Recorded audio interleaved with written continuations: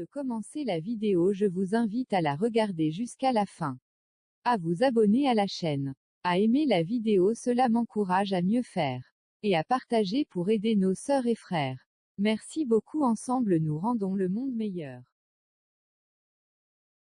Mais qui est ce Valentin que les amoureux célèbrent chaque année le 14 février? Les historiens, peut-être blessés par le facétieux Cupidon, se déchirent sur son origine. L'histoire de l'Empire romain a conservé la mémoire de deux Valentins qui ont marqué le IIIe siècle de notre ère. Le premier, nommé Valentin de Terni, était un évêque martyr. Le second, un simple prêtre, est mort supplicié, lui aussi, incertain, 14 février 270, sous le règne de l'empereur Claude II. L'Église chrétienne a attendu 2 siècles avant de canoniser Valentin de Terni. En 495, le pape Gélas Ier en fête le saint patron des fiancés et des amoureux.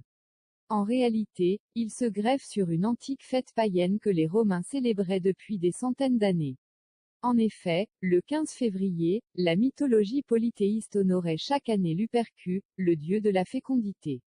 Ces fameuses Lupercales étaient accompagnées de sacrifices d'animaux destinés à amadouer les dieux.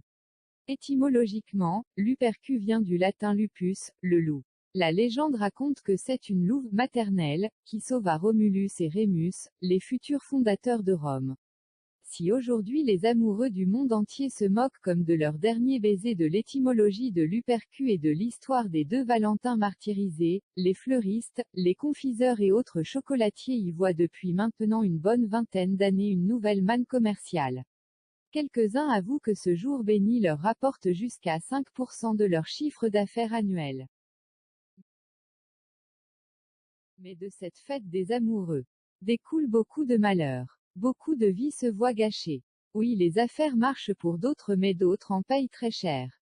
J'envoie alors un appel à tous les amoureux. Si vous êtes prêts à avoir des enfants, je vous le souhaite.